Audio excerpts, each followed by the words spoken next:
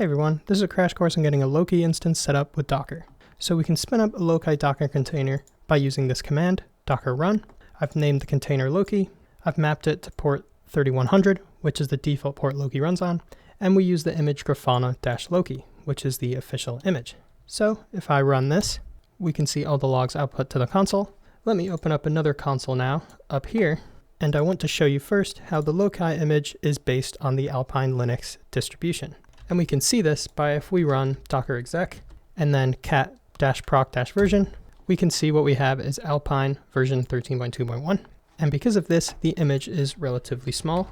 So if I just run docker ps and tag on -s for size, and let me zoom out to get a better look at this. And right here, we're interested in our Loki image. We can see it's only 77 megabytes in size, which is fairly small. Now let me zoom back in. And now let's talk about querying Loki. So Loki does not provide a UI of its own, unlike other things like Prometheus, but Loki does expose an HTTP API for pushing and querying logs. If you want a UI for Loki, I'd recommend using something like Grafana. But if you look up Loki HTTP API, you'll find all the endpoints you can find. But let me show you how easy it is to contact it. So Loki's running on port 3100. For example, this query here gets the log level, which is current log level is info, which we can see as an example of this down here.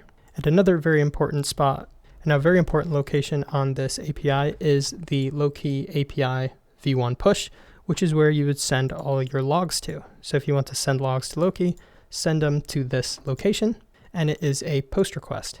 And this is all done with Loki's HTTP API. Next, let's talk about configuring Loki. So Loki's configuration file is located at etc loki and then local config.yaml. If we cat this out and we scroll up, here is where the file begins. And let me just give you a brief rundown of these. So initially auth is enabled is false. This right here configures the server, and we can see how by default it listens on port 3100. Next we have common configuration, which is the configuration that's shared between multiple modules. We have our storage, which by default is set to the file system. You can of course, and this is of course where it stores logs, and you can configure it to other things such as S3, GCS, but file system is the default. And we can see where the chunks are stored and also the rules. And then another thing that's important is our alert manager. So it comes with an alert manager by default, which is a comma separated list of URLs to send notifications to. And because this is the location of our config file, so -etc local config, we can provide a custom configuration by if we just provide our own YAML file to this location, which we could easily do with Docker volumes. So we would just have to do -v, our loki.yaml file, and then map it to this location inside the image. And so now let's talk about persisting data. And so like most Docker containers, you would use a volume to do this. And specifically the location you would provide this volume to is -loki, or it's just -loki. So this will persist all our Loki data. Here I'm doing it in a volume called Loki data. But that's all I wanted to show you, just a quick crash course on Loki.